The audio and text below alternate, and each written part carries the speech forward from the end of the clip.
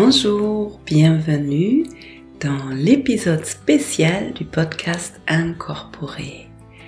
Spécial parce que spécialement conçu pour toi, pour ce mois de décembre. Si tu suis mon podcast depuis un moment, tu sais que dans les interviews, tout à la fin des interviews, je pose toujours une question, toujours la même question en fait aux intervenants. Et les réponses sont tellement merveilleuses et magiques et pleines de sagesse que j'avais envie pour ce mois de décembre de t'offrir 3 épisodes avec juste ces réponses de ces experts, de ces personnes merveilleuses que j'ai eues avec moi lors des 2 dernières années. Et j'espère que cet épisode va t'apporter de l'inspiration et une connexion à ta propre sagesse. Et avec tout ça dit, c'est parti pour l'épisode.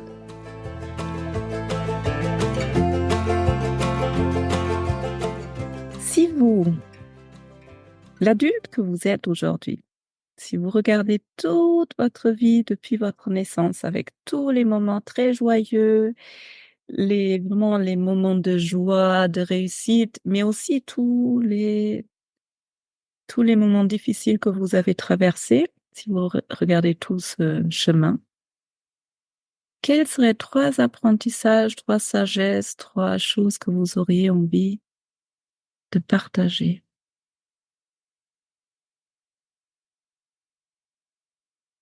Alors, la première chose que j'aurais envie de partager, c'est que, le bonheur est dans les liens. Le bonheur est dans la relation aux autres.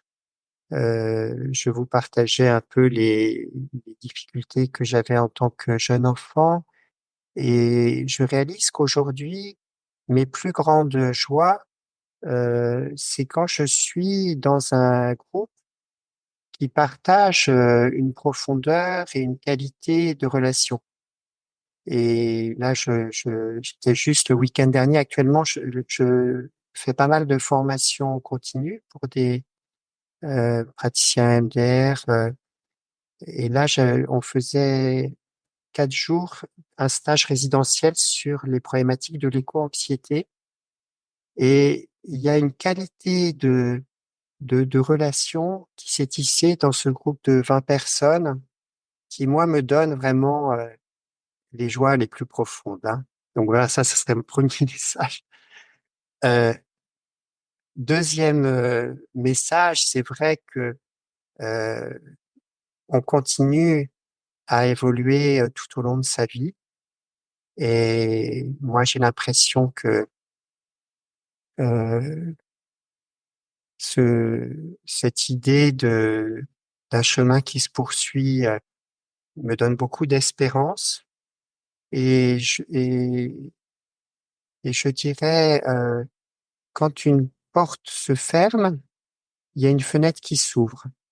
Et j'ai vécu ça plusieurs fois dans ma vie, professionnelle en particulier, mais on peut le vivre aussi dans sa vie personnelle. Vraiment quelque chose, sur lequel je me projetais, j'avais vraiment envie d'aller dans cette direction-là et puis pof, ça marche pas. Et finalement autre chose qui a été finalement plus porteur, qui m'a donné plus de joie, s'est ouvert. C'est un peu la différence entre l'espoir et l'espérance, hein. L'espoir, on espère quelque chose de précis et puis quand ça se réalise pas, on peut tomber dans le désespoir. L'espérance, c'est plus une sorte de confiance de base, profonde dans la vie, qui nous porte à travers les échecs ou les épreuves.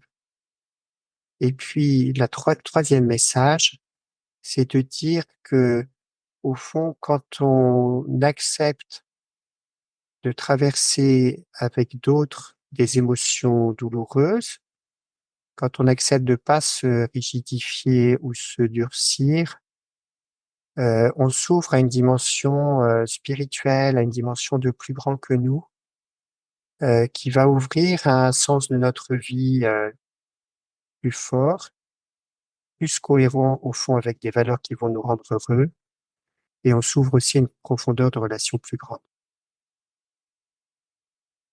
Merci beaucoup. Si vous regardez tout votre chemin de vie avec tous les hauts et les bas, avec toutes les belles expériences, avec toutes les difficultés que vous avez pu traverser. Quand je pose la question aujourd'hui à vous, à Anne et Jean-François, comme vous êtes aujourd'hui, qu'est-ce qui serait 3 choses que vous avez envie de partager? Oula.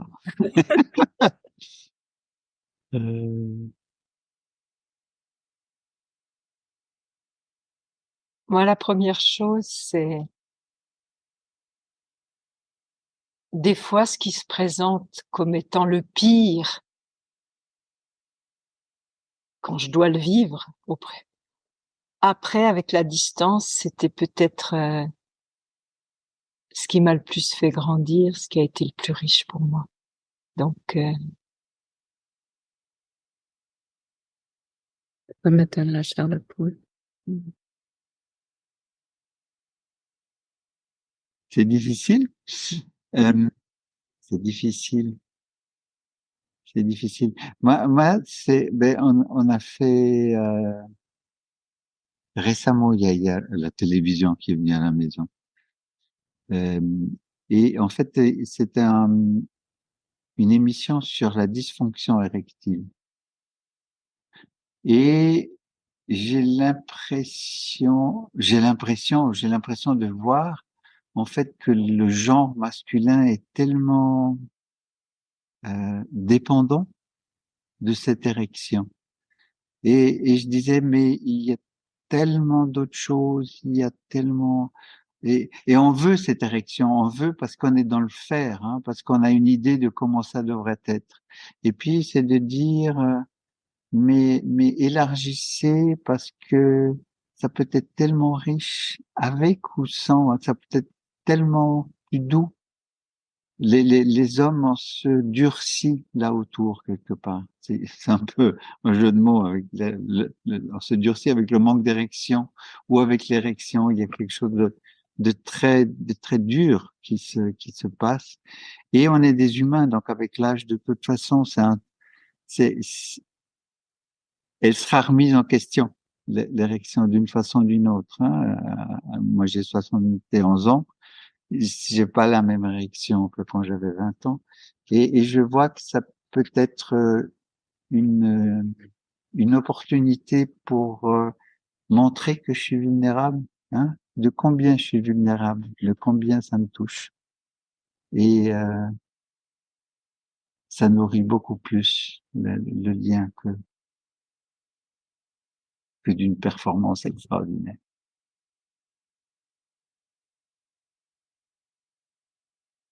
moi, je veux bien partager une autre chose qui est importante pour moi, c'est les saisons. Les saisons. Ah. J'aime les saisons et les cycles. En moi et la nature est vraiment là. Et pour moi, ce que j'aurais envie d'offrir, c'est la beauté d'un sous-bois au printemps. Oh, à l'automne. Oui, c'est parce qu'il y a eu l'automne et l'hiver qu'à nouveau on peut avoir ce printemps. On est à Un l'opposé. sous-bois au printemps. Oh, Magnifique. Merci beaucoup. C'était vraiment trois belles choses dans 3 directions différentes et importantes. Ouais. Super. Toi, Jonas, maintenant, l'adulte que tu es, quand tu regardes tout le parcours de ta vie, tous les moments difficiles, tous les moments super heureux, tous les moments touchants, tous les hauts et les bas, tout ce que tu as dû traverser dans ta vie, si tu avais 3 apprentissages, sagesse, choses que tu voudrais partager avec le monde, ce serait quoi?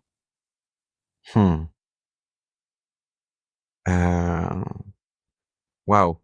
J'adore ta question d'intro, j'adore ta question de conclusion. Déjà, elle me met en...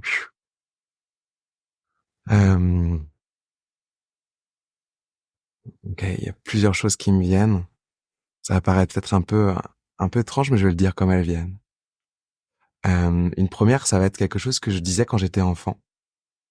Et que dès qu'il pleut, c'est l'occasion pour nous d'aller marcher ou de courir sous la pluie. j'avais cette croyance que la pluie, elle lavait le monde et que c'était l'occasion de se laver de choses qu'on portait. Et c'était un rituel que j'aimais beaucoup faire. Je savais pas que c'était un rituel, mais je le faisais beaucoup enfant. Et voilà, je crois encore que la pluie nous lave et que c'est une belle manière que de pouvoir y aller et juste penser aux choses dont on a envie de se laver. Voilà, donc je le fais encore. Pour ceux qui m'écoutent et qui me connaissent, ils le savent. J'aime beaucoup ça. Première chose. Deuxième chose, ce serait par rapport à la magie. J'ai l'impression qu'on arrive dans un monde où peut-être que quelquefois, à mon regard, ça peut manquer de magie. On a tendance à tout vouloir prouver, vérifier selon des grilles de lecture, etc. Et que du coup, on en perd un peu cet aspect de la magie de ce qu'on ne sait pas, de s'émerveiller, d'être juste waouh face à ce qu'on nous propose ou ce que la vie nous propose. Et je pense qu'une sagesse, ce serait de se dire, et si finalement chaque jour, rien qu'une fois par jour, on essayait de donner un tout petit peu de magie, ou d'observer un peu de magie dans ce monde, je me dis que ça changerait déjà énormément de choses. Rien j'en sais rien, une parole touchante au boulanger ou à la boulangère quand on va chercher son pain, un bonjour particulier, un vrai regard de quelqu'un, je sais pas, ça pourrait être 1000 choses de toucher à cette magie. S'asseoir avec quelqu'un avec un vieil homme qu'on voit tous les jours et qui est assis sur le même banc, et aujourd'hui s'asseoir avec lui, passer 5 minutes à échanger. Je me dis si tout le monde avait rien qu'une fois par semaine, ça changerait déjà beaucoup de choses.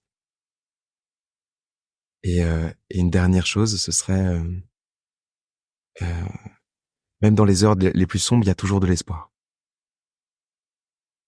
Je crois que cette croyance, elle restera, je l'espère, jusqu'au bout.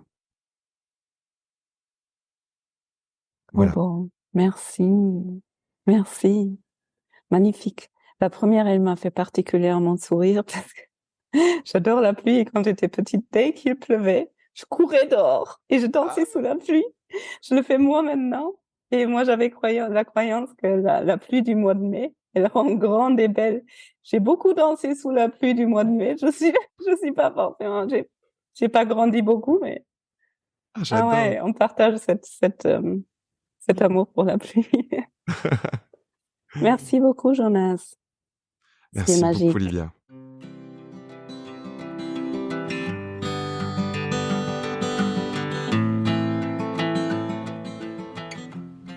Bienvenue après ces partages des sagesses, des apprentissages. J'espère que ces partages t'ont donné une nouvelle énergie, de l'espoir, de l'apaisement. Et j'espère que ces sagesses te portent à travers ce mois de décembre. Et bien sûr, s'il y a un partage qui t'a parlé particulièrement, tu peux te plonger dans l'interview complet pour découvrir la personne. Tu trouveras les noms dans le texte en dessous de l'épisode. Et si ce que tu trouves dans ce podcast au mois de décembre te fait du bien, eh bien je t'invite ou je serai vraiment ravie si tu le partageais avec d'autres personnes à qui ça pourrait faire du bien. Et si tu as envie, tu peux aussi me partager ce qui t'a parlé particulièrement, ce qui t'a vraiment aidé. Tu peux me partager ça directement en dessous de l'épisode sur YouTube, sur Spotify, sur iTunes ou sur Instagram ou en répondant à la lettre d'Olivia, ma newsletter qui va du coup sortir la prochaine fois pour le 1er janvier. Je te souhaite plein de douceur pour toi-même dans cette fin d'année 2024 et je te dis à bientôt. Si tu le souhaites, merci d'être là et merci d'être la belle personne que tu es.